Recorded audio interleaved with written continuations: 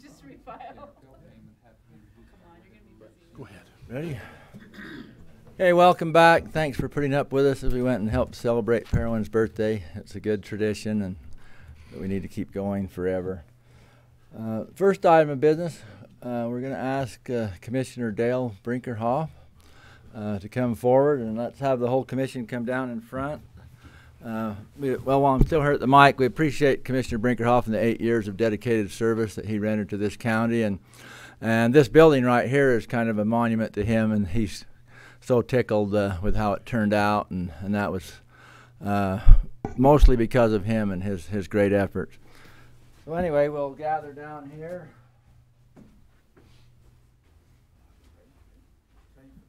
Who's taking a picture? I'll take a picture. I'll take a picture. Should be a video is what it should be. Should we mic up Dale for... This has got the Iron County logo on it. Dale M. Brinkerhoff in recognition of 8 years of dedicated service, 2011 to 2018. Congratulations and thank you.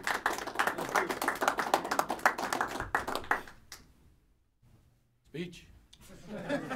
Speech, short speech. This has been a really good ride, or a good experience, whatever. I've enjoyed it immensely. I wish I was back, frankly, but that's the way it is. But part of the mix over here is being able to associate with good, solid people who represent and work for this county in all phases across the county employment spectrum. We're always amazed, even the very first day of budget hearings, to see people come in with a sensible, doable, affordable budget request instead of I'll ask for this and settle for this. And it surprised and reaffirmed my idea that this is a good place every year after in budget session, because we always had good requests. And then wherever Dan is, he came along and he reformed the whole budget process from 67 to 23 pages. Thank you very much. Anyway, I've enjoyed it a lot. I am pleased about this courthouse. It'll solidify the county seat and place the whole business in the county for another 40 years. So I'm pleased about what we've accomplished with that. But thank you again for your service and for your support of the commission, and the commission supports you in the execution of your duties and assignments. So thank you again.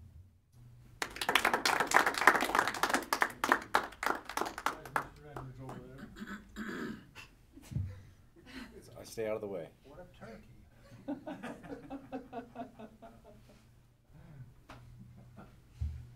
should have done it. Yeah. Hello, Mr. Reed. Dale, thank you. Thank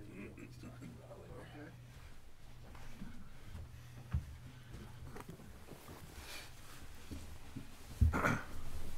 I'm glad Dale said what a turkey, because he always has some colorful language, so that was haven't had any colorful language. That's a little milder than usual, but anyway, it felt good, like we were back to normal with Dale. So anyway, great commissioner.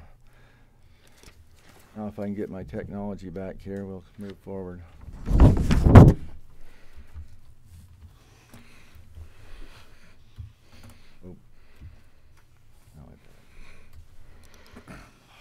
Sorry. It's not listening. It's not listening.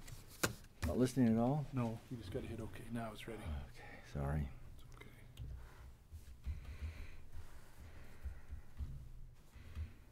I hit control. That was my problem before. Yeah. Got it. There we go. Okay.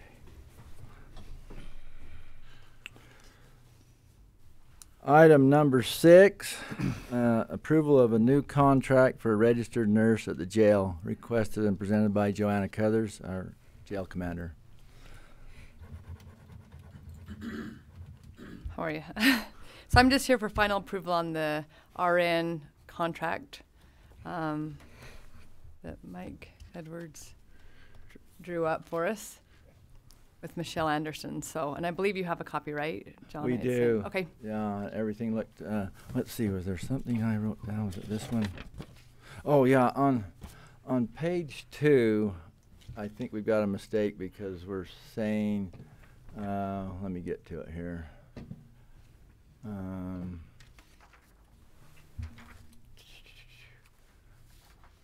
Uh-oh, this one goes from 1 to 3. Did we get skipped? We're just gonna If say. anybody mine can does find too. page 2, I think it says that Iron County's paying Iron County instead of the nurse. So we need to change that. I printed off the email that was sent, so it's probably. Do you have it with you? We got page 2. That's funny, that's the only page I'm missing. Yeah, mine's missing too. Anyway, we can approve it, but if that indeed is wrong, that needs to be changed. And Actually missing. and also page 2 wasn't complete at the Actually, top there's a lot of pages. in the section I got, Page but 1, I'm 3. going to assume that that portion of it was correct. Here it is. You got it? Under compensation. Under compensation, it says, in consideration for the service provided to Iron County as contemplated herein, Iron County shall receive as compensation the amount set forth. Okay. So that needs to be changed. I don't think Michelle's gonna like that. Sounds good to Pay me. ourselves instead of paying. Ourselves rather than somebody else. Yeah, so, anyway, so whoever, I'd entertain a motion and please include that correction. Second. I move approval of the new contract for the registered nurse at the Iron County Jail with the change of that Iron County is not paying Iron County, that Iron County will pay the provider instead of paying ourselves. I'm sorry, I thought that was a motion. Second. No problem. It's been moved and seconded that we approve the new contract for a registered nurse at the jail with the details as discussed. All in favor? Aye. Aye, motion carries. Thank you. And we'll Thank give you, the Joanna. get it sent back over with all pages and Okay. correct verbiage. Thank you. How many mulligans do you get? A bunch. A lot. All you want. All you want. Unlimited. Item number 7, local corridor preservation fund request, Cedar Highlands request for right-of-way funding to acquire lots 5-1 and 5-2 Cedar Highlands subdivision to facilitate the rerouting of Cedar Highlands Drive. Request of $160,000 from the Iron County Local Corridor Preservation Fund with proceeds from sale of remainder property to reimburse the local corridor preservation fund up to $160,000. This was recommended by the Iron County Council of Governments in our last meeting last week, and Reed Erickson, our planner, will give us more details. I am here to also introduce Mayor Swan, whom you all know, and is here representing this item for any questions specifically to the town of Cedar Highlands. The town of Cedar Highlands submitted an application with appraisals, title report, everything that was necessary for acquiring these parcels to get the right-of-way. And so everything is in order in their application. As you're aware, the county holds these funds from the local corridor preservation fund. We no longer have to request them of the state for our money back. They actually let us hold the money since it's ours. And so the county commission is then authorized to disperse money from that fund based on a recommendation from the Council of Governments, which was done last Wednesday. So I believe, unless there are specific questions, the only detail of this that's a little different than most is that this isn't just acquiring the rights of way for the road, which is normally what the Corridor Preservation Fund does. There is a provision under state law that allows for the acquisition of an entire parcel if it's not situated such that we can just acquire the right of way. And so with the applicant's willingness, we were willing to approve this based on that when the road is when the properties are acquired and the road is created, they will have to do a subdivision or some land use authorization through the town to just make the roadway, and then they can create the remainder parcel that would allow for the sale of those lots, that the proceeds from which could then be remitted back to the Corridor Preservation Fund up to $160,000. So that's the recommendation. Okay, I would entertain a motion So unless can there's I- more discussion. I've got a question. Okay, go ahead, please, Commissioner, and then. So, Mayor Swan, I was talking to Linda, one of your council members. Let's see, what's her title? She's a council member. But I think this is great. But so she was talking. So emergency vehicles can't maneuver that S curve now, though, or is that? I'm just curious what. This is one of two areas that are critical to us. This is the highest priority. We have one section of road that approaches about a 19 to 20% grade, which becomes incredibly slippery in the winters. We also have another hairpin turn, which is a little bit lower down, and that is also on our projects to correct by just creating a radius and changing the grade there. But this particular area is the first priority, which would help us to then lower the grade to 10% so that fire vehicles could maneuver this area in the wintertime. We will also have to correct the hairpin turn, but that's within BLM, and that will be once we get this through, that will be then an amendment to our right-of-way with the BLM to be able to correct that turn at the same time. Okay, great. That was my only question. So I have a question in terms of land title and then the monies. Once the entire parcel is acquired, the road is laid out, the survey is done, and the remnant pieces are created. Someone had mentioned that being sold. Does that money go back to the Corridor Preservation Fund? Is that the Yes, okay. that's the agreement. Okay. What it is kind of an awkward piece because these two sections are 4.5 acres each, and they're very long. But the only buildable part of them is actually on the opposite end on a ridge line right near the cattle trail. And so as this new road gets re-engineered, then the water and utilities will be brought down that road and be able to service then the two far parcels. So you'll acquire the whole thing, and it'll actually make them more marketable when it's done? I think it'll probably at some point make them more marketable. Yeah, once the road goes in and the access is there and the utilities are there, then they can be put back on the market and the funds recovered. Sure. Okay. Dan, you had a question. I was just going to say, many technicalities. We will have Good. to add it, the expenditure to the budget, mid-year budget adjustments. Okay. Okay, any other questions or comments? Okay. I would entertain a motion. Trying to make it. Is there some specific, to the, or just off the agenda? Just off the agenda, Okay. should be great. So I'll move to approve the local corridor preservation fund request from Cedar Highlands to request a right-of-way funding to acquire lots 5-1 and 5-2 Cedar Highlands subdivision to facilitate the rerouting of Cedar Highlands Drive, and that's a request of $160,000 from the Iron County Local Corridor Preservation Fund, with the proceeds of the sale of remainder property to reimburse the local coordination preservation fund up to the $160,000. Second. Been moved and seconded that we approve the local corridor preservation fund request of Cedar Highlands as mentioned in the amount of $160,000, which when the remainder parcels are sold will be reimbursed up to the $160,000. All in favor? Aye. Aye. Motion carries. Thanks so much. Thanks for going to lunch with us and having to wait a little while. Thanks. Item number 8, request consideration to allow abatement due to medical problems in amount of $833.71 for 2018 property account number 47321, parcel number B-65-99. Welcome, you. sir. Would you please state your name?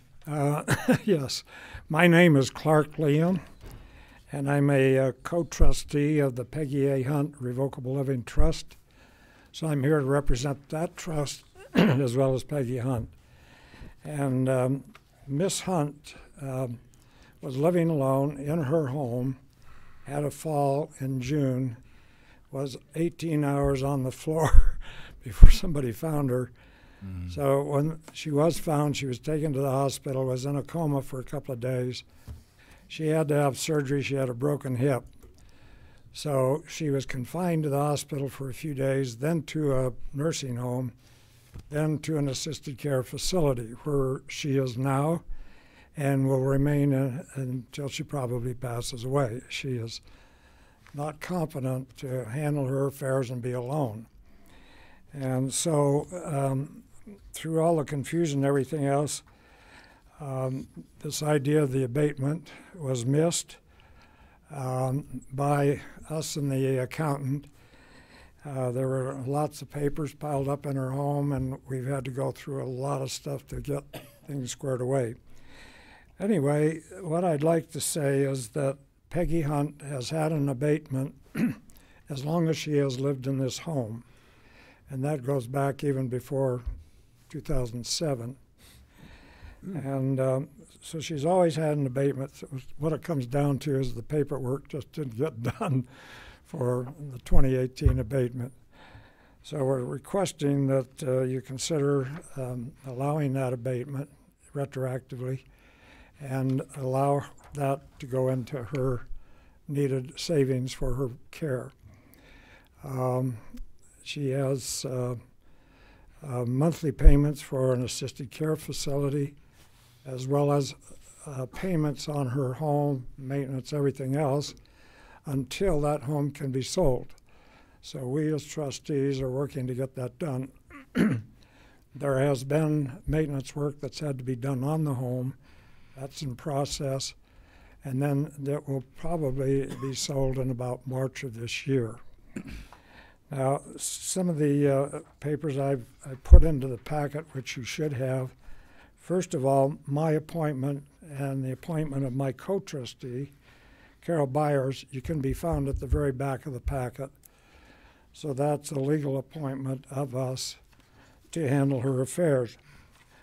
Going back to the front of the packet is the abatement notice that was missed. The next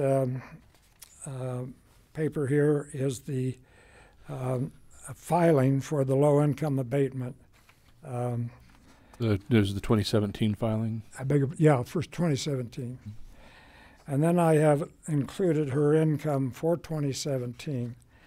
As you can see, in 2017, there is a 1099 where she received $2,748 in net income. And then the next, although we didn't have a 1099 for the Social Security, I've gone back through her bank accounts for the 2017 and shown here her deposit check in January was in the amount of $1,105.40. And that was still the amount she had at the end of the year. So her Social Security payment was the same throughout the year. So I've just taken that number times 12 and put that on the request for abatement. And as you can see on that, her total income is $16,013. So she's well under the requirement, which I think it's what, around 32,000 something? Anyway, it's under that requirement. So I'm just asking if this cannot, if we can apply that abatement for 2017 retroactively so that we can put that money into her account for her care. So we've had opportunity to visit with staff about this, and it's too late to apply for the abatement. And part of the reason, Commissioners, that we didn't put a convening into the Board of Equalization is the only option you have at this point is to forgive taxes, which is done by the Commission, not the Board of Equalization. And so I would suggest that maybe you consider it before we, where she's been a very steady recipient of the abatement and the extenuating circumstances. I have no problem with it. I think it's something we should do, and I don't think we'll set any kind of precedent that we would have to worry about. So I would recommend a motion to approve this. Forgiveness of the tax is basically how it should be. The motion should be worded. I move to approve, not an abatement, but to forgive the tax for Peggy A. Hunt in the amount of $833.71 for 2018 due to medical problems that have caused an extenuating circumstance. Second. Been moved and seconded that we approve the request and forget. Sorry, did you want to address any late fees at all, or just let them stay on, or where they've been accrued at this point? That, and I don't think it's addressed in the packet, no, but I just had a thought.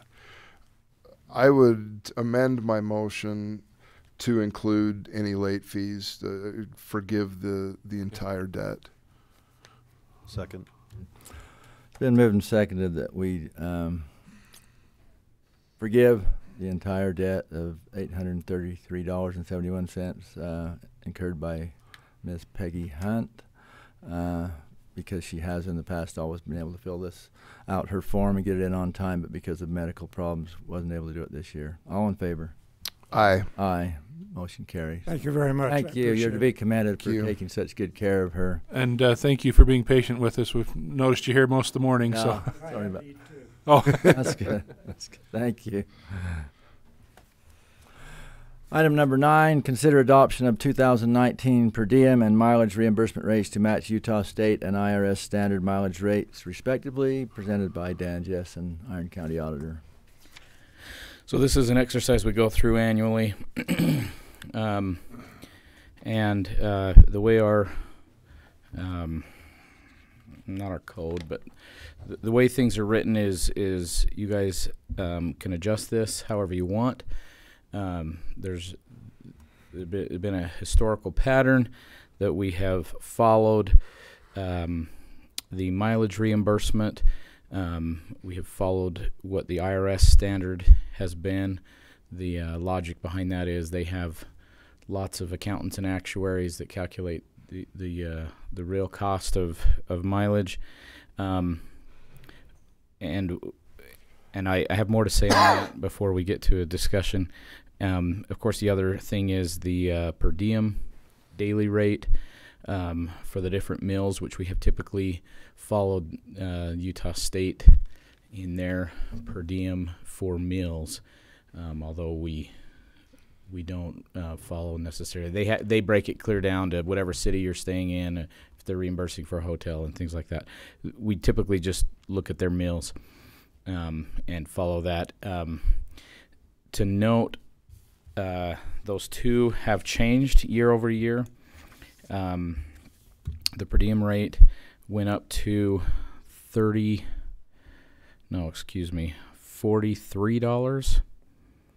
$10 breakfast, $14 lunch, $19 dinner. And last year I believe it was it 33 or was it 32? Oh, it was I think it was 41. I think 41. Dinner went up $1, and what else? Where were we? Breakfast went up because I remember that was either 9 or 8. So the $2 was probably just dinner, yeah. Yeah, there you go. I think it was 41. So it was dinner, and again, the state spends a lot of time on that, and you guys can set that to whatever you want, but that's typically what we've done. The other thing I was going to point out on the mileage, obviously that's tied to fuel, that's tied to the inflation on the cost of everything involving maintenance of a vehicle. But there's actually technically 2 rates that we need to set. One is the mileage rate for reimbursement for the typical situation, and that is when there's not a county vehicle available, and an employee travels on the county's business, and we reimburse them. That's what the and it's going up to 58 cents. Last year it was 54.5. It went from 55 in 17 down to 54.5, and that follows gas prices dropping. And this year in 2019 they've gone up to 58. Gas prices have come back up, not to mention a lot of other inflation stuff. So it was up 3.5 cents. The other rate is set at 40 cents, and that's the reimbursement amount that we reimburse. We passed a new policy at my encouragement. When there is a county vehicle available and an employee decides to choose to drive their own vehicle, we feel that that's their cost, and it shouldn't. I mean, that's their decision. It shouldn't cost the county as much. So we have two rates. We essentially have the rate if there's no county vehicle available at 58 is the new rate, and the other one I haven't suggested a new rate, but the old one was at 40. You guys can do whatever you want. If you want to leave it there, do you want to bump that up a little bit, saying the same forces are at work in the economy? I didn't have a recommendation there, but that's the request that we have some. We went from 53.5 to 58. 54.5. 54.5 to 58. Will you figure the percentage on that? Because, in my opinion, we ought to move them up together in percentage. I was thinking just stay at 40, but we really, if we don't do it incrementally, then we'll get behind. That's the We'll build challenge. a compression gap. Right. So 58. 106.4%. So it's times what was the 6.4%. other one? 40 cents even? Yeah, so that would bring it to 42.5. Actually, 42. Yeah, 42, almost 43. 42 point. Yeah, you'd almost have to. You got to round it on the cents. So either 42 or 43. It technically rounds up to 43. Okay. That's Anyway, that's all the input I have. Proportionate. Other discussion? I agree. You ready for a motion? Yeah, I'd entertain a motion. Okay. I would move that our meal per diem rate go to breakfast $10, lunch $14, dinner $19 for a total of 43. 43. My Cedar High math shines through. Per diem rate of 43. That our mileage reimbursement rate go to 58 cents per mile in the event that a county car is not available.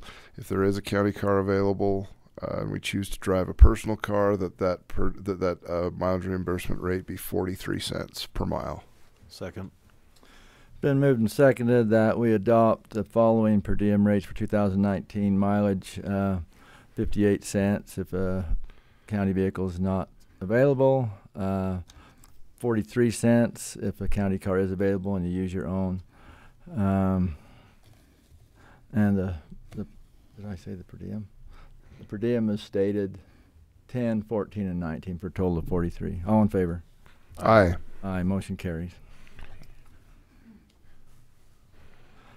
Item number 10, approval to submit an application to the BLM to patent lease U-54574, the recreation and public purpose lease of January 8, 1986, and subsequent amendments for the Greater Three Peaks Recreation Area requested by Mike Worth, the Natural Resources Department.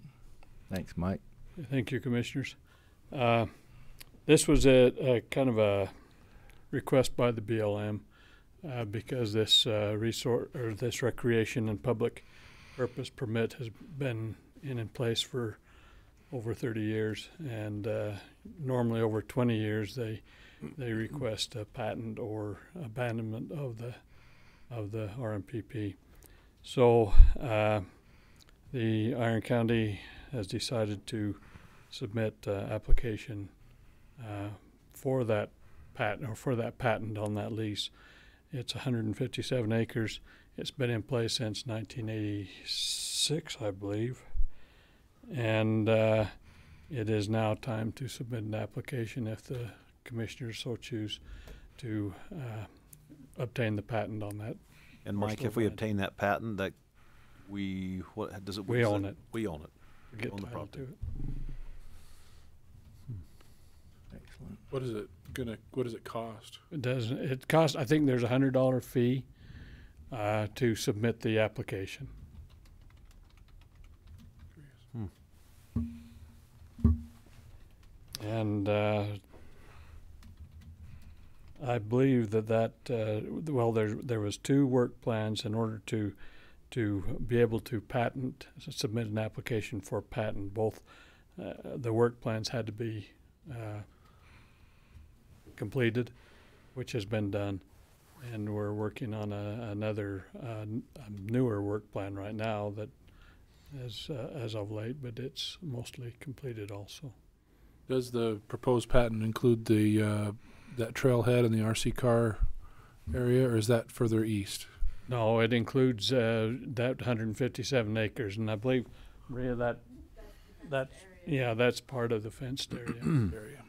Has BLM participated in any of the maintenance since we got the lease on this particular section? Well, we have, and Maria, correct me if I'm wrong, but there was some discussion earlier about kind of a joint maintenance on toilet paper and cleaning and whatever else. Early in the Yeah. process in the development plan, there was a joint cleaning of the area, and then we have since separated it, so we just maintain the fenced-in area there. And I think the county also does the grading of the roads on both BLM and RMPP. Only the Mid-Valley. Only in the Mid-Valley. And the shooting range road.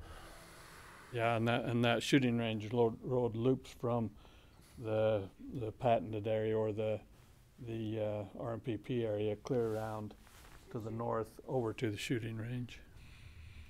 I think it's always positive when we bring something into, well, private especially, but from federal into the local government. I think that's always a positive, good change. So. Yeah, and actually our county general use plan encourages the county to increase the amount of patented land within the county. So any other questions or comments? And what's before you now is just the authorization to submit the application at this time, and then it'll be up to the BLM to tell us whether we are eligible for that. Entertain a motion. I'll move to grant approval to submit an application to the BLM to patent lease U-54574, the recreation and public purpose lease of January 8th, 1986, and subsequent amendments for the Greater Three Peaks recreation area. Second. Been moved and seconded that we approve the submittal of an application to the BLM to patent the lease and details as mentioned. All in favor? Aye. Aye. Motion carries. Thank you very much. And there is a signature line on the application, on the resolution that goes along with this, and then also the eligibility for the county to acquire land. I didn't sign this. Oh, this one's got to be changed. Yeah.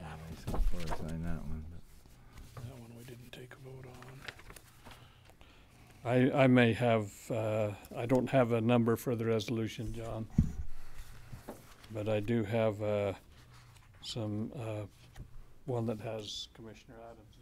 Did it need to be? Should have lost my. There it is. No, it needs to be a resolution for us to be able to do it. Yes. Well, it's a resolution for the commissioners to consider providing an application with all the. So the problem is, that didn't make it to me. All I've got is approval to submit an application. I don't have. Here's the resolution. It should have made it to you. Oh shoot. I don't have that resolution on the agenda. Okay, so do we need to come back next commission meeting with consider the resolution? Yeah. How bad does that mess up your timing? No, it doesn't, because BLM shut down anyway. Fair point. Okay, so let's, if you could, let's leave that with me, and we'll yeah. I'm sorry that we didn't get the resolution on because they voted to approve it, but then we'll present them with the resolution in the next meeting. Okay. Do you want me to submit the application to have it put on? No, I'm already going to roll that other ordinance forward as well. So, yeah, sorry about that. Okay, we'll approve the resolution at our next meeting on the 28th. Okay. Thank you. Item 11, discussion and possible approval of the county seat program expenditures. I'm not 100% sure that we have to do this here, but anyway, because it's usually a budget item, but. Okay. Want to strike it? I think. Did you have, okay, well, come forward, yeah, if you have, yeah, okay. Yeah, what happened was when we approved this as a commission, asked the TRT, or one or the other. TRT to pay half of the 26,000, but we actually had to approve the budget before they were meeting later in December, and so we haven't in fact heard the final decision back from those folks. So they have met, and then they met again. They met last week. So TRT revenues did not come in as anticipated and as budgeted, and so we actually met to make some cuts to the budget in order to make up for that shortfall. Primarily because we give money to events, and they are wanting to know what their event funding is going to be, and so we've needed to make some changes and to adjust certain line items in order to kind of put up for to make everything whole. So we're down about $60,000, and so there was two concerns that came out of the Transient Earned Tax Board. One is, should we be funding county seat when we're already having to make these adjustments so that we can continue to advertise and provide funding to these events. And then the other one was they're not quite sure if the county seat meets what is the criteria of transient earned tax, which is to generate more people, to pay for advertising that brings people into the county. And so there was some concern that maybe county seat isn't the best venue or best medium for them for this money to go towards to generate more visitation. And so those were the concerns that that are coming back to the commission. They ultimately respect your decision if you want to use those funds. But those are definitely their concerns, and typically when we select advertising, we're looking at very particular markets, demographics, things like that, because we want to make sure it's reaching an audience that is open to the idea of coming into Iron County. And so with the county seat, this is it's political, it's educational, but not necessarily something that's going to immediately say, well, I can't wait to go and visit Iron County. And so that was really their concern. We do indeed have Iron County ads, though. That's what we're paying for on the county seat. There is an Iron County ad on there. It's produced by by Booth and Company. So we do approve that ad, but it's not. We would probably, if you continue, we would provide them with a better ad. Okay. A little bit of a rock and a hard spot because we promised county seat, and it was contingent on, and I hearing that the door isn't slammed. We haven't got a flat no, but we've got some concerns. Yeah. And but I'd recommend that we go forward with it this year, and then we can have further discussions as we go forward. I know you were with AYL and doing a lot of money, and that was ceased, and most of I'd say all the public land counties in the state, I can't say 100%, but most of them are in favor of county seat because a lot of people don't understand anything about county government, and so it has been a good educational thing. And so that's the reason that we've continued to support it. In this manner, there's counties that do probably twice this much or more. We've always felt pretty comfortable with this level. Anyway, that's my input. I'd just like to comment.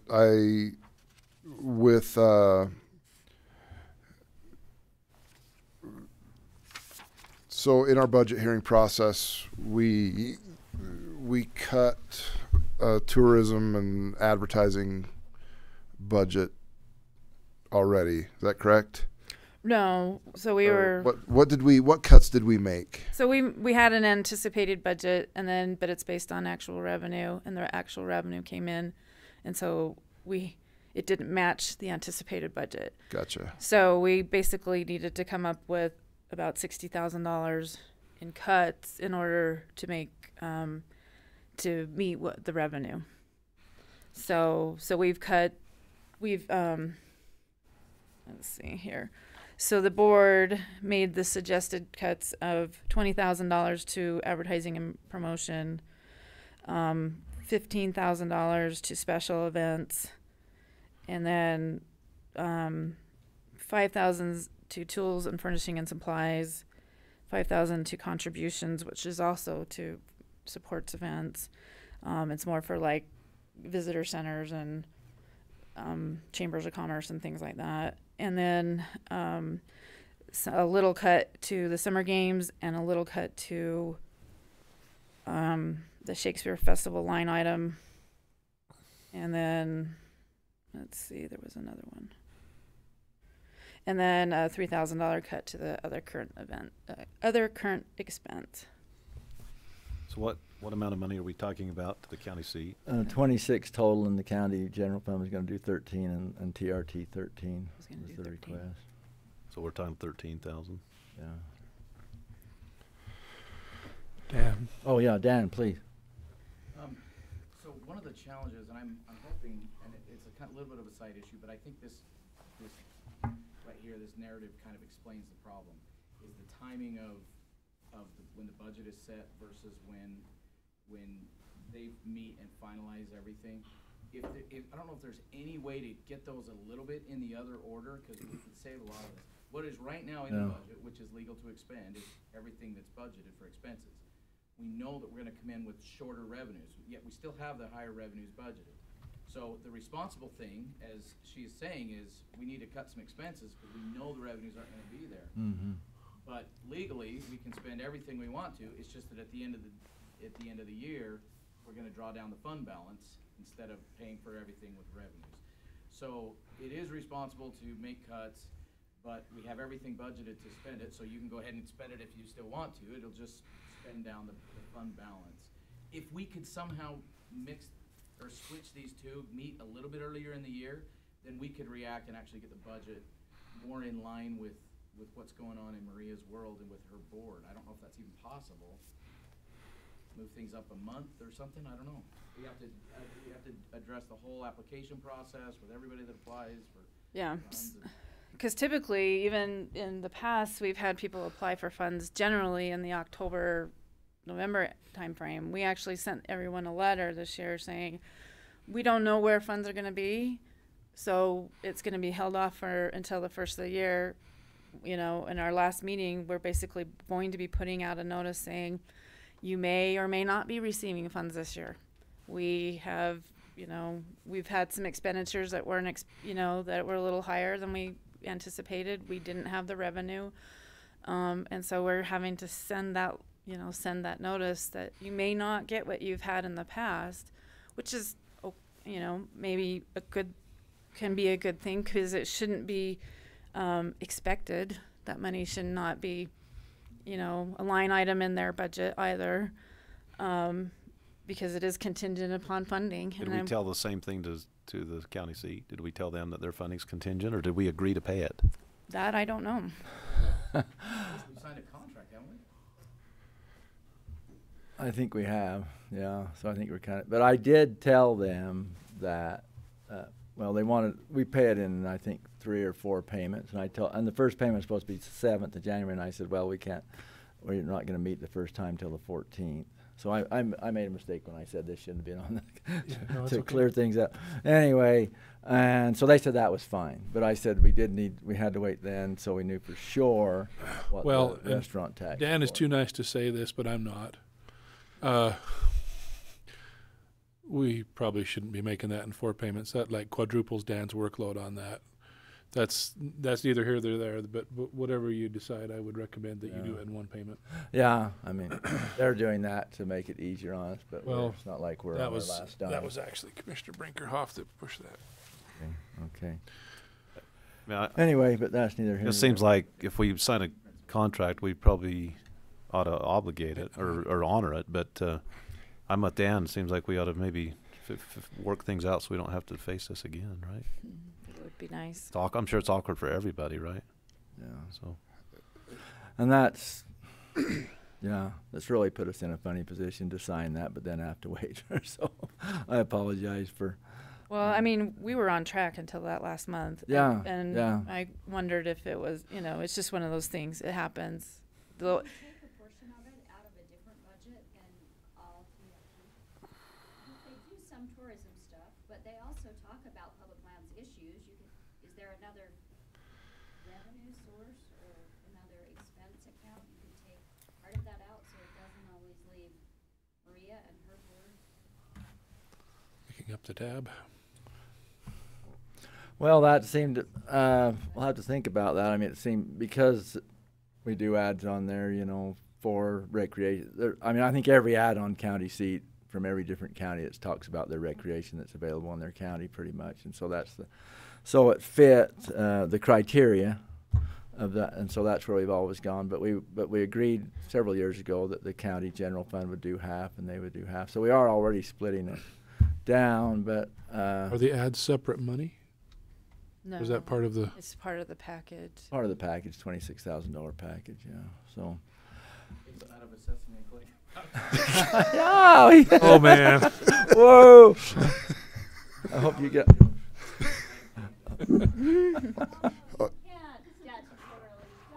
Oh.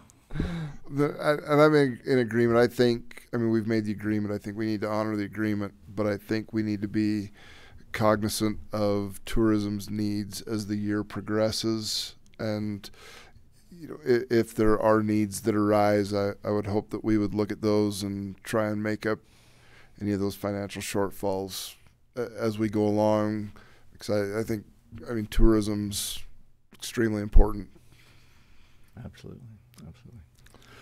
Well, I don't know if you're going to be able to change your meeting to sooner because you have to kind of wait to see what the revenue is. So that would have been a simple solution. Then you could give us a.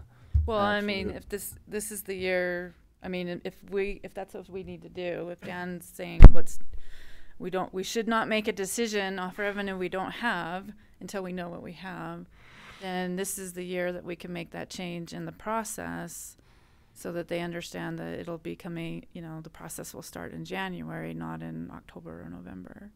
So, you know, that's certainly a change we can make, and probably, and it would be a good one, because we've faced this every year. We're promised, you know. Can we switch it to where we're spending last year's money now instead of? Well, that's what we do. Is you know, the revenue from 2018 becomes our budget in 2019. It's the problem is when we sit down with Maria in her budget hearings, we're asking Maria to basically forecast everything that's going to happen.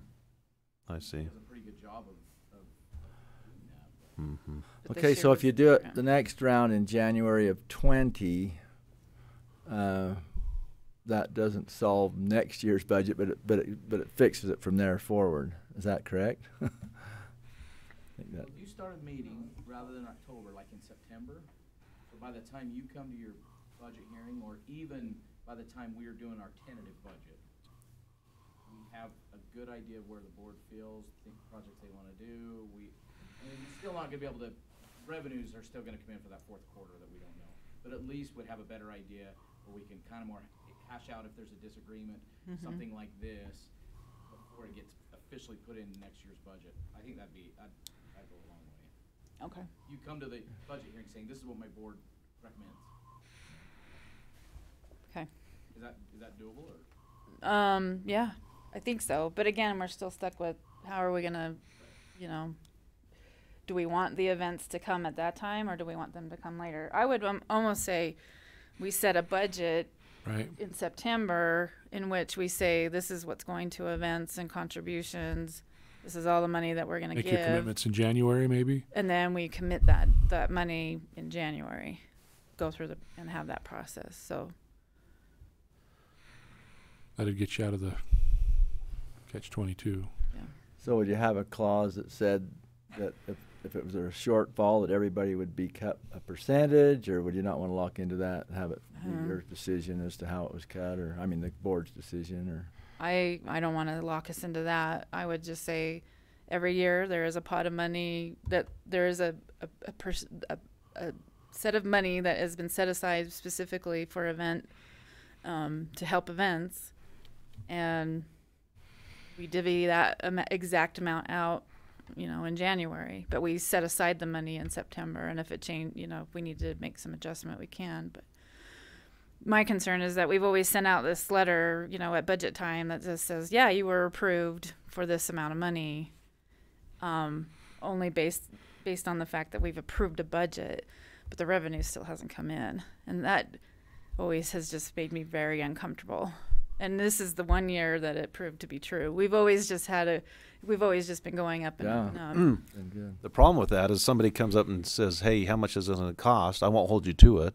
And you tell them, guess what? They always hold you to it. No, they're gonna hold so when you tell them a budget amount, they're going to kind of lock that into their mind, right? And they're still going to count on that with you. Well, I think it's just an overall budget. It's like, here's the event funding budget, and then if we meet our revenue, then we can divvy it out and divide it, you know, according to the application process. But if we don't, then we come back, we have the board come back and make a recommendation for a less amount, and then we divvy that out. But again, here we're in this tight spot. It's not a fun tight spot to be in. Right. So, because I think we give money to over 25 events, and they have an anticipation that there's going to be money every year. Okay. So if I'm hearing you right, you're going to come up with your figure in September and tell them, you know, and make a decision at that time, but tell them that the actual in January there may be some adjustments. Well, no, we would just establish what the amount is going to be in September. And that, okay. And then in January, open up the process for them to go for that amount that we established. So we can make a conservative estimate, and then if it does still happen to go over, then we do have some fund balance. If we get to the point where we don't have any fund balance, then we'd have to be more strict. Sorry, I didn't mean to pound.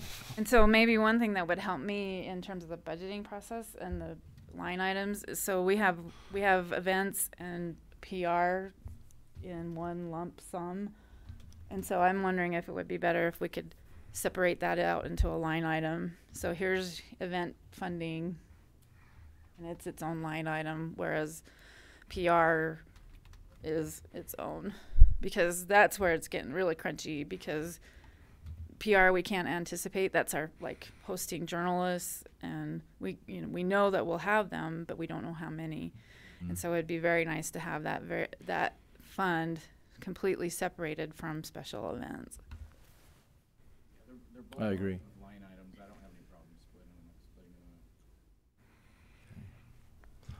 them. Okay, good discussion. I'll entertain a motion on the. I would move to approve. Tourism is not shorted in the future. All in favor? Aye. Aye. Motion carries. Thanks very much. Good discussion. Item 12, discussion and possible adoption of ordinance 2019-2, correcting Monarch Meadows street names. Who's I'll speak presenting that? John?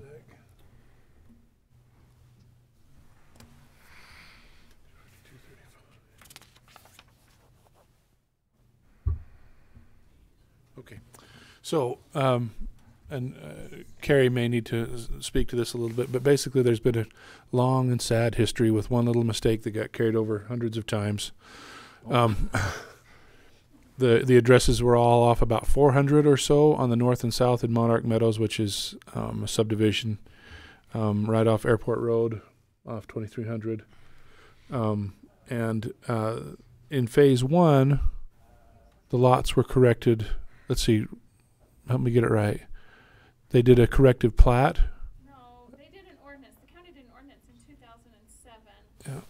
Correct the house. They didn't ever change the street numbers. Okay, and that's phase two. So yeah, on March 13, 2007, there was an ordinance passed by the Iron County Commission which corrected the north and south lot numbers. The east and west numbers were fine. However, the road numbers remained incorrect, and we've kind of caused material damage to people trying to get their power connections and things. And I shouldn't say material damage, but we've caused some inconvenience. So, yeah, right. Mail, who knows what. Yeah, and so what we have is an ordinance, and this one I wrote at 8:57 this morning, so you don't have it in your packet. But basically, there are two road names that are changed, and it's just basically it's here at the bottom, and it's the number that was corrected. I think there was 3. Oh heavens! There was one just really tiny short road, and then This has 4 original 2275 native Dancer Drive, Yeah, 3225. not all of them are like that one's unchanged. Okay. Oh. Yeah. Then there's 3 that changed. It looks like. And I didn't write unchanged. I need to fix that. But well, there was. Let me just double check it.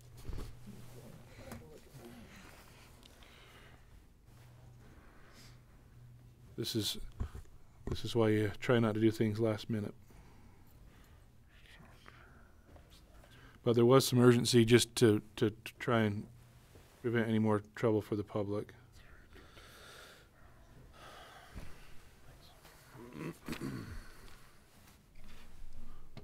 Okay. So you've got Gallant Fox Drive, which goes from 3225 to 3625, Paul? What's up? What's the new number for Gallant Fox Drive? 3625? 32, let's see, 3625. Yep, and then North War Admiral. Oh, there's the third one. that little one right there. Yep, Yep. 3350. Okay, so I Had 38 maybe originally. yeah, and I would suggest that we correct that, and that they all went up about 400 numbers, and I've got the corrections on a plat that I used, so I will. If you choose to act on this, I'll go ahead and correct. I'll add that street that I missed this morning in my haste and Make the correct corrections. Yes, thank you. Sorry to interrupt. No, you're fine. That was it. Okay, I think we can take care of this, no problem. And he can make the correct corrections. So I would entertain a motion to do so. If you got your mind wrapped around, I don't have it memorized. If you just read it, number 12 there, I think. Is that good enough? I think that'll, yeah. I will make a motion that we adopt ordinance 2019-2 correcting Monarch Meadows street names per the document you have and per John correcting that one issue. Second. Been moved and seconded that we approve the adoption of ordinance 2019-2 correcting Monarch Meadows street names as stated. All in favor? Aye. Aye. Motion carries. Thank you. We'll get that, and I'll get you to sign it later. Item number 13, surplus vehicle bid approvals. We've got quite a few this year. Oh, let's see. I gotta get off. Go back. Well, we've got a hard copy of those in our packet.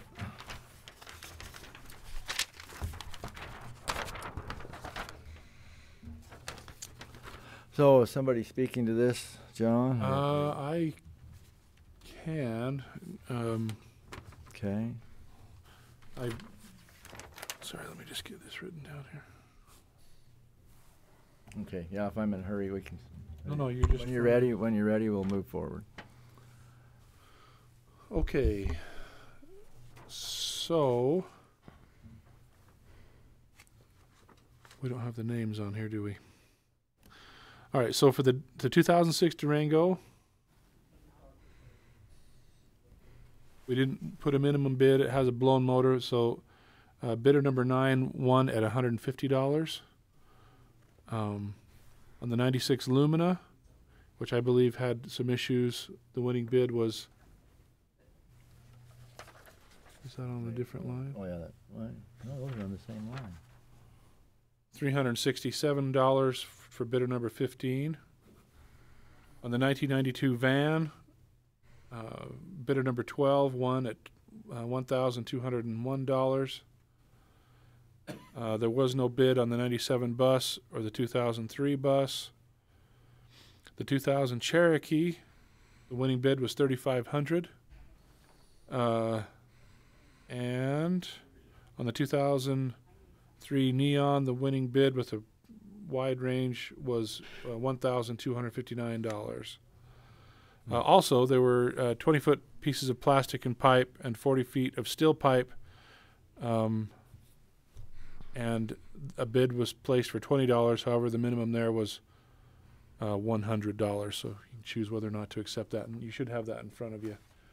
Did you get a hard copy? Okay. Okay, any discussion on these bids? Any of those not hit the minimum? Oh. Looks like you're doing it all across the board, other than the pipe. Okay, all of them hit the minimum except the final one, the bottom one on the pipe. What department is the pipe? I think it was road department, yeah. Well, I don't know. It's at the road shed. I'm not entirely sure whose pipe it I'm is. not sure I don't know if they can use it or down the road, or if they just don't want to hang on to it. Was it culvert? Was it culvert that they had torn out, or there's some kind of something that they had torn out during? It must be pretty large diameter, because 20 foot of plastic pipe, I don't think we'd worry about it. No, Inch PVC. and I may be wrong, but I think that was some culvert that was taken out on Vandenberg Road. I think is that where it came from? I think so, because I'd there never was heard the somebody. history on that. There was somebody I talked to several months ago interested in purchasing that, and I think we decided that it needed to go to bid. And I think that's what it is, but I'm not 100% sure. I would say if they want to get rid of it, let's let them sell it for $20. That's what I think. Yeah, well, you and don't it's want not stuff like like that stacking up. Right. That's the challenge on stuff like that is we probably have $400 worth of administrative expense into it. You know, I mean, it's hard to pin that down, but those are real soft costs. Yeah. So let's see. Oh, landfill from the forebay is where that came from. So the up Parowan Canyon. Oh, okay. Yeah. Okay. So it wasn't. It was actually, yeah. It just came into our hands. I don't know who. Probably was kind of. It sounds like it came. Cindy texted and said it said landfill from forebay. So I presume. Okay. So they just hauled it to the landfill to dump it, probably. But I guess they said, well, we might as well, because we do sell our surplus. We sell all the metal that we get out of there for surplus. We do. But this was. It was a weird diameter pipe. I think it was 27 inch. And yeah. Okay. How well is this advertised? Is it? We put it in the newspaper, and we put it on the board, and we put it on the state website. I mean, it's not. We don't go to extreme lengths, but again, we're talking about a $20 bid too. So we actually have. So for these two other vehicles that didn't get any bids, we're going to put them on. There's a state site that Jared puts stuff on, and on vehicles that don't get bids, we'll actually put those on that site and often get them sold. Well, I don't know. Maybe we ought to wait until the next one or something. I don't know. What do you think?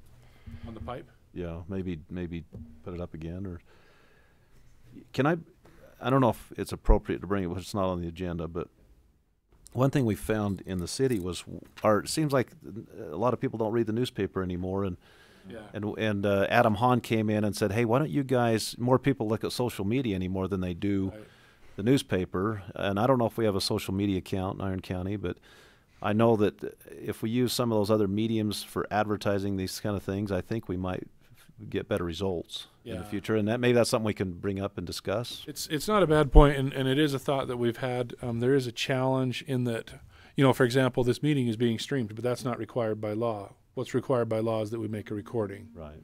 And so, but the idea of social media is a good thing. It's just one more thing that we need to take care of. Yeah. But I don't disagree with you. I think that's important. Cindy texted and said that nobody wanted it. I'm assuming the pipe. So where did the $20 bid come from? Nobody somebody wanted it for $20. Oh, they didn't really want it. But, Dan?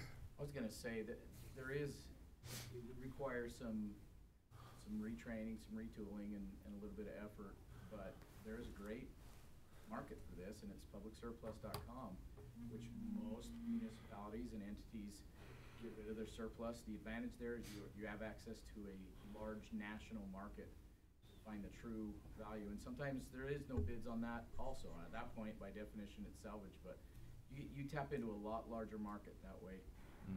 But you got to take pictures, you got to put it online, you got to do it a little bit more work on our end, but you're gonna eke out that much more revenue from each thing you sell on there. You can go on there and buy all kinds of stuff. It is, of course, I go on there and I find out that I'm bidding against people from Texas and Nebraska and Kansas and all over the place. Which, by definition, the bigger the market, the more you're going to be able to find the market value of your item. Well, I don't think Cindy's going to help me with one more and I know she's been surplus. No. What I'm saying is so maybe it's high time that I learned that, and I just use maybe that's it. I just put it all on that site, and we don't trouble the commission about it. Because, like you say, by definition, you find the fair price because it's a national market. And I think there has been a little bit of the other angle is we want to give the local people a chance. Sure.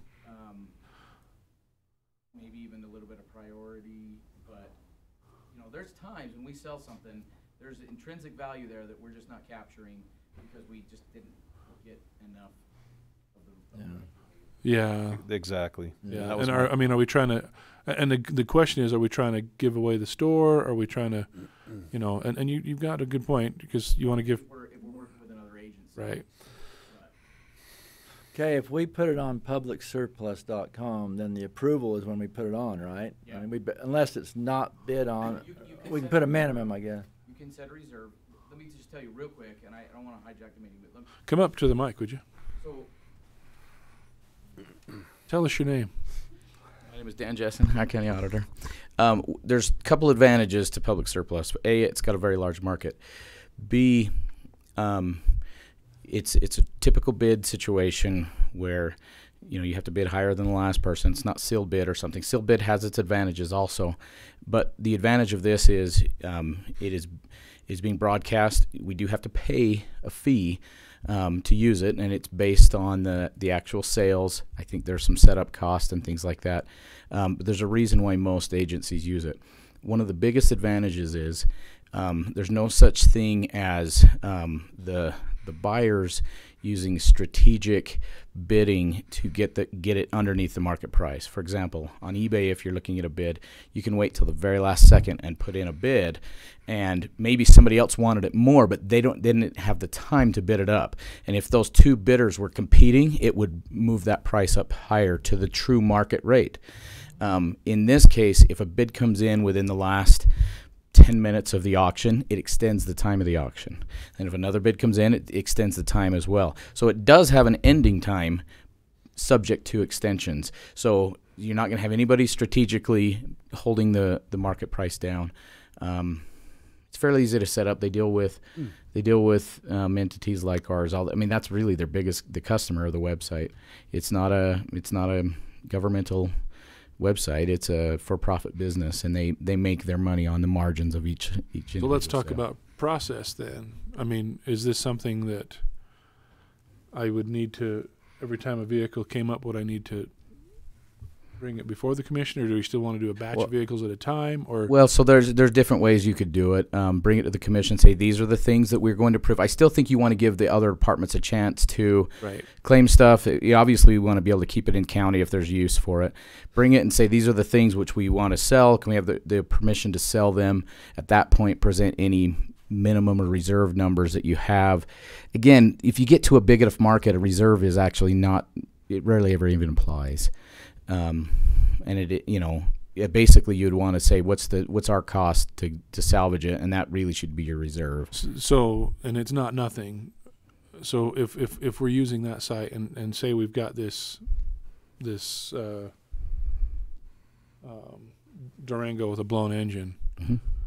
We're going to put that on our listing, but people are going to be calling me, well, what's blown? Is it the top end? Is it the bottom end? Is it the headers? Is it the, right? You know, and so. Yeah, and that's why I say you are going to, and you deal with some of that anyways in the office. You do. But now it's going to be more phone calls coming in, and you can be as open or as restrictive as you want. You can tell people, you can put it right on the ad that says, listen, these are our viewing times, this is our contact, and you can say it has the contact has to be via email. I mean, you can make that restrictive. Of course, that's going to also pare down the number of people interested because they won't be able to ask questions. But in other words, you can control how much exposure of your staff's time is, right. You know, last thing you want to do is get into a point where this thing runs you rather than you run it. So right. you can control it as much as or as little as you want. Because one thing I don't want to do is add. I mean, we run into this at election time, and that's way different. You know, answering people's calls about their voting rights. Mm-hmm. But 500 guys trying to find. So I've bought through this site quite a bit. I bought from cities and school districts and all kinds of stuff. Typically, they will put if it's a large enough entity, they have a purchasing person who's over this. Now we don't, but there's always one person that you have to go through, and sometimes I find that it's fairly limited, and I understand that's because their constraint is their staff's time, and other times you can just show up about any time and ask questions, but the only thing you consider is. Obviously some things don't lend themselves well to be disposed of that way. Maybe land, maybe a very, very highly specialized piece of equipment. Although I see all kinds of specialized equipment on there, and I watch them get bid up. Well, if it's a bigger market, it's a huge market. That's obviously and other entities like ours, municipalities, will look at that. I've had a couple of times we've in budget discussions been looking for something. So let's go to this website. We may be able to find that some other city is getting rid of that we have no contact in otherwise. And anyway, so. Well, I'm certainly not opposed to it, and I would like to keep it simple from this perspective, but also not overwhelming. But if we can say email questions may be directed to and then get as much information on there as we can. And establish, maybe a week before, these are the times that you can actually view the stuff. That way, you're not spreading this over 2 months of you having your deputy run out and stuff. You say, no, actually, Tuesday, Wednesday, and Thursday before the auction ends on Friday, you can actually come and inspect it on site. And then you only have to, dedicate that amount of time. If we had a surplus piece of equipment from the landfill or the road, for example, then the contact could be those and take that off of you. Right. Yeah. And they would be the ones best. Well, and we wouldn't want to move it anyway. So. No, we're not going to move it. and it would, I can see that helping us get more money out of some of these surplus pieces because it may be surplus to us, but some small town, maybe it's, like. Somebody may want a bunch of bleachers. I famously bought a house in Enoch for $10. There was a pretty good market there, but you had to move the house off the property. That was the deal. I spent about a year moving it, but I have a hunch, and we were frustrated with that. We tried to sell it for about 3 years via a realtor, and finally gave up. And we just had a little surplus sale with an auction, and but that's the type of thing that you find. You find somebody out there that would be willing to do it for more than that. So. I don't know, just an idea. Okay, thank you. That pipe, it was used old pipe that nobody wanted, and the $20 actually came from Bruce Anderson. So, for whatever that's worth.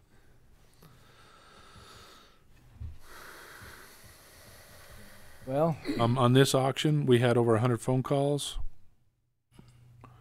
I think though, if we structure them right, we can eliminate or redirect or isolate the phone calls to a couple of days. What kind of lead time do you often have on a vehicle auction like that? Set it up about however you want. Super flexible. Auction, a 14-day auction. So if we think about the mechanics on our end, because we had a lot of horse trading going on, even after, because we were ready to go, and then there was a little more horse trading. We were ready to go, and there was a little more horse trading. And this will make the trigger a little bit easier to pull, frankly. And so, interdepartmental horse trading, you bet. And so, we could Well, I guess we could still wrangle it until we feel like it's ready, and then pull the trigger on listing them. Well, okay, presently on item 13, I would entertain a motion for any or all of these, any portion of these as far as disposing of this, and then I think... Now, Cindy has handled this for years, and I think she'd like to come and address us if that's okay. Please, go ahead, Cindy. We did it that way that Dan suggested one year, and we had calls from all over the United States. They weren't really... Oh, you're still streaming. You're streaming yourself. Echo. I'm talking to myself. Hearing voices. There you are. And they weren't, nobody really wanted them. So they would say, well, we can't come look at them. So would you take pictures? And so we would go take a picture. And then they would say, well, open up the trunk and take a picture. And they just kept going on. Had to move the bodies. And on. I mean, we had hundreds of calls. Yeah. And it was ridiculous. And we got no more money than we got when we just sold them the way that they were. So, I mean, I don't care. I'm gone. So as you'll notice on her monitor, she has 63 days.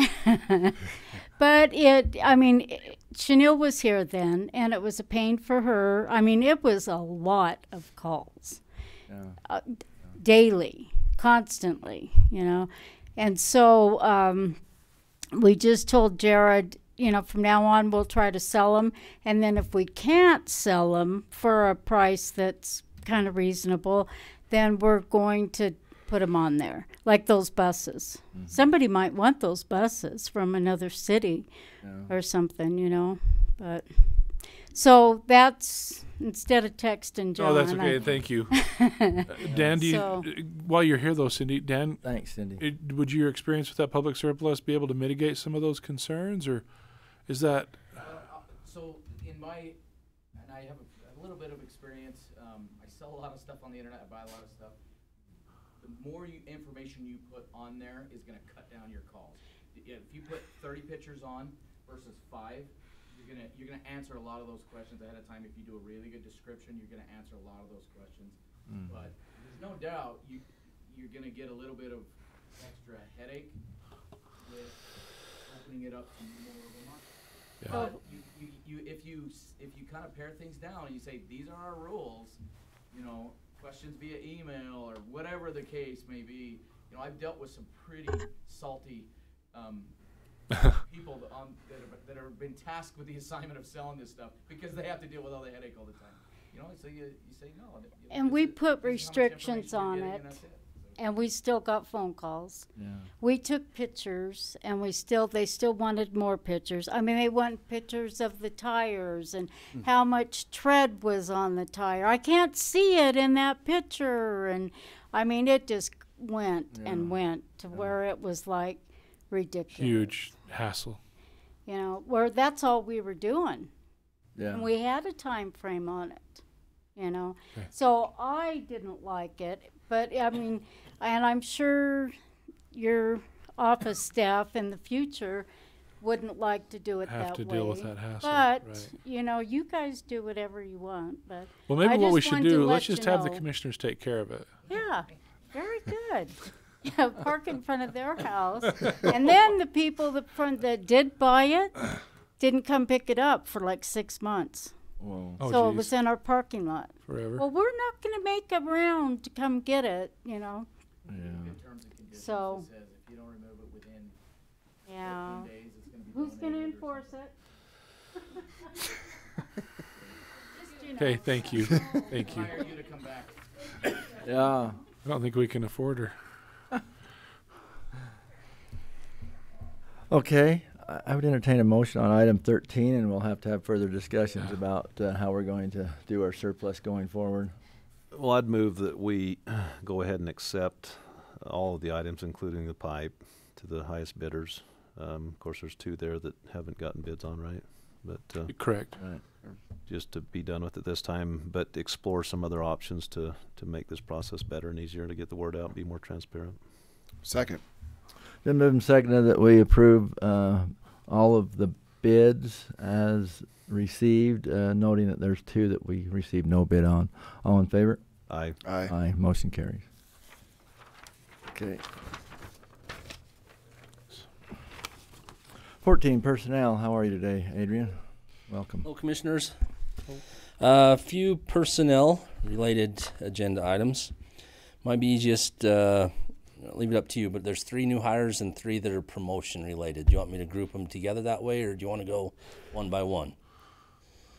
You can group them that way. You mentioned it first. Okay. The new hires, we recently backfilled a position in the landfill. The new hire is Skylar Brown. He actually started at the beginning of the current pay period. So there was some discussion about some just preliminary approval. This is the formal approval with him having a start date of December 31st, 2018. And he is, again, it's a backfill. He's working as a landfill technician. And that was after, obviously, the regular application and interview process. The other new hire is in the attorney's office, which is also a backfill with some of the changes that have occurred there with Chad going to the county attorney position. So it created a back kind of a backflow to where we advertised that and interviewed, and through that selection process, Samuel Woodall,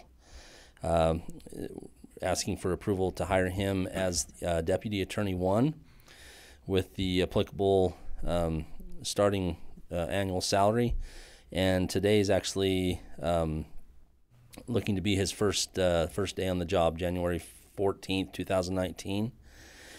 This, just another, like a side note, he has been practicing, but it's been in another state. I want to say it's South Dakota. I may be wrong, but I think I'm right. So he does have to go through a certification, like past the Utah bar. But don't anticipate that being an issue. Again, he's an experienced practicing attorney, and actually would meet the criteria for the Deputy Attorney 2 range. So just kind of as a preliminary heads up, the agreement, the negotiated agreement would be that to bring him in as the Deputy Attorney 1, but then with the caveat that he could move to Deputy Attorney 2 upon providing proof of passing the bar and Utah certification. Is there any problem with him being able to do work without having passed the bar? No, I specifically asked that same question, and apparently we've done that on occasion prior. And Chad, in fact, being one, he referenced his personal experience that he was brought in kind of under a similar circumstance where he started before actually taking, and I guess the issue is really you can only take the bar certain times of the year. Is that accurate, Mike? So I think that's the main issue we're dealing with. February and July. So sometimes we kind of get caught in this catch-22 where we're just waiting for a testing date. So, but everybody involved is quite confident that that shouldn't be an issue, and apparently it's not been an issue in the past when we've done similar steps. Okay. And the third new hire is in corrections. Joseph Franklin, brought in as a corrections Deputy 1, starting a little bit later this month, January 27th, 2019. It's a backfill. We actually have a few, we have multiple vacancies in corrections again right now that we're trying to fill. So this is just filling one of those. He does come to us certified and experienced. He's got 4.5 years in corrections and law enforcement. So per the county's experience policy,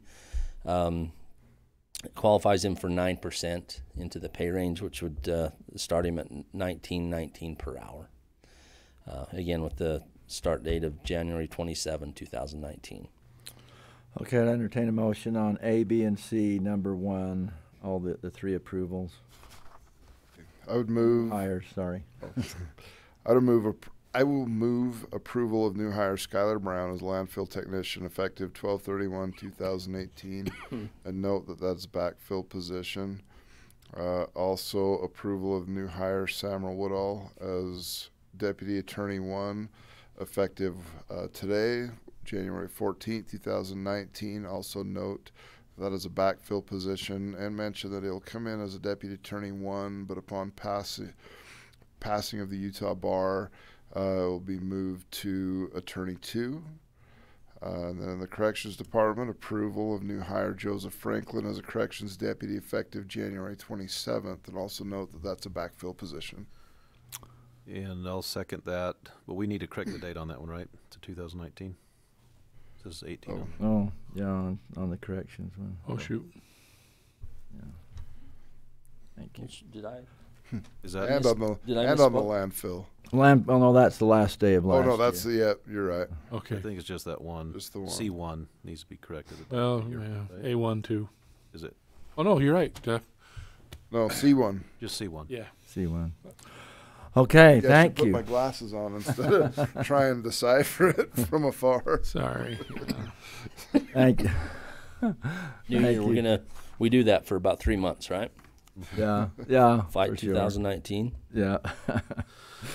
Okay, it's been moved and seconded to approve the following new hires in landfill: Skylar Brown, Attorney's Office Sam Woodall, and in corrections Joseph Franklin. Details as explained prior. All in favor? Aye. Aye. Aye. Motion carries. Thank you. Okay, now we'll have the promotions. Okay, referring back to some of the changes in the attorney's office, that Chad, before taking his position as county attorney, was working as a chief deputy attorney with the criminal focus. Chad is selected and is looking to appoint Shane Clank to that position as of the current pay period, which is with the effective date of December 30th, 2018. And with that, it comes with a new pay range that's associated with the chief deputy position. The other two are in the corrections department. Recently had the opportunity to have the testing and the certification process associated with promoting from various, there's the Deputy 1, Deputy 2, and Deputy 3 designations, both on the patrol side and the corrections side. The requirements are such that with certain physical testing, written testing, and proof that the required level of training and outside certifications are completed, they have the opportunity to promote from one level to the next. So we recently had a round of testing that was done, and Lieutenant Cuthers verified that Deputy Jonathan Groom in corrections is currently a Deputy 2, but tested into the Deputy 3 position. Deputy Matthew Malakowski is currently a Deputy 1, but had been working on all of the requirements necessary to move also into Deputy 3. So per the county's promotion policy and kind of where those different designations move into a different pay range, we're looking for a 5% increase for Deputy Groom and a 10% increase for Deputy Malakowski because he's moving 2 positions. I will note that it's believed, firmly believe this will be a positive once we kind of get back to encouraging the movement. It really does come into a benefit to the county. We get probably better qualified incentivized. It's something that certainly the requirements are quite strict, and maybe Lieutenant Colors can speak to the testing. But it is a strict process, and I guess that's really why we don't have a lot of Deputy 3 or Deputy 2 positions. A vast majority of our deputies remain in the 1 designation.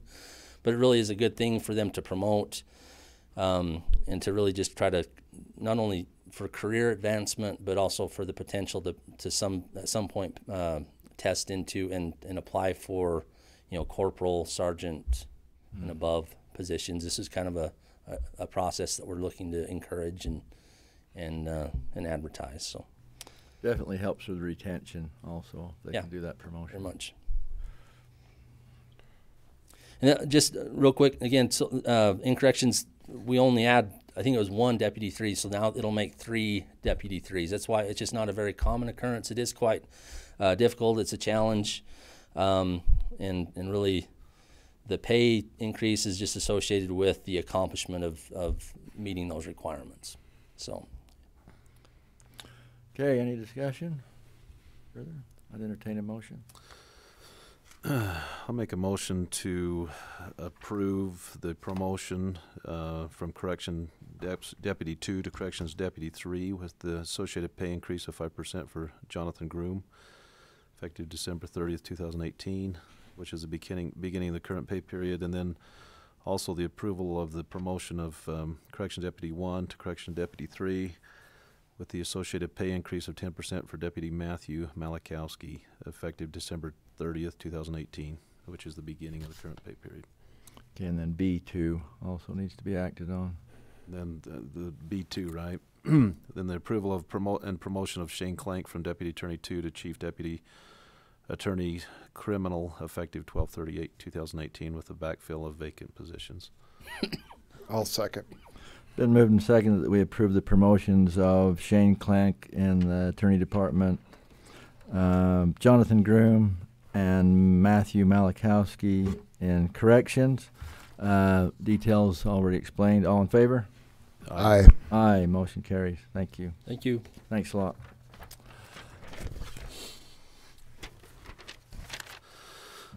Thank you.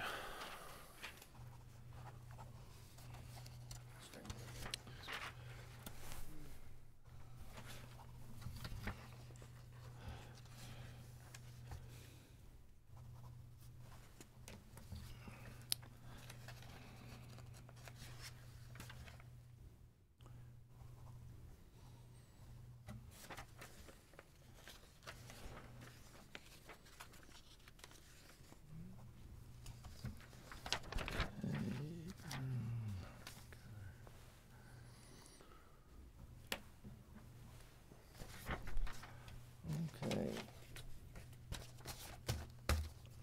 Thanks very much, Adrian. Item number 15, discussion regarding strategy for pending and reasonably imminent litigation in accordance with Utah Code 52-4-205C. May be discussed in closed session. If I could, I wonder would you like to try to do non-delegated first and then, where you've got some action to take in that, or do you want to just come back out? I'd be fine with that. Commissioners, you fine? Okay. Yes. Okay. Are there any prairie dog matters? Happily no. Seeing none. Okay, county boards, I would entertain a motion to place David Harris, David Harris from Enoch, and he's on the city council there, right? Because there's a David Harris from Parowan that's very well known. And Joel Myers was an engineer with GEM Engineering, to be members of the Central Iron County Water Conservancy District Board. So I'd entertain a motion on that. I'll entertain a motion to appoint David Harris with the Enoch City Council and Joel Myers with GEM Engineering to be on the Central Iron County Water Conservancy District Board. Second. Been moved and seconded that we approve David Harris of the Enoch City Council, Joel Myers, an engineer with GEM Engineering, to be members of the Central Iron County Water Conservancy District Board, effective immediately. All in favor? Aye. Aye. Aye. Motion carries. Thank you. Courthouse, I think we're close to taking that off. We tried to get every last thing I done. think we're before pretty Dale close, left. yeah. I don't- Anybody have any items on the courthouse remodel? Okay, we'll leave it there for a little bit longer. Okay. If anything comes up, but I think pretty soon we can take that off. So, okay, item 15. Then we will. Well, we'll just excuse the public and stay here. We Okay. usually go back. Have there. a About- motion Yeah. to go into a We closed need- session yeah. and a vote on the record. Thank you for always reminding me. Yeah. Okay. Go ahead. Yep. We'll entertain a motion on that. I move to move into closed session for discussion regarding strategy for pending and reasonably imminent litigation. Second. Been moved and seconded that we move into closed session to discuss pending and reasonably imminent litigation. All in favor? Aye. Aye. Motion carries. It's on the record. We'll now, since this is our last item, we'll excuse the public and we'll just have our closed session right here rather than move into the other room. It makes it easier for John. We can do that with the electronics. So thanks all for coming. Will we be very long, do you think? No.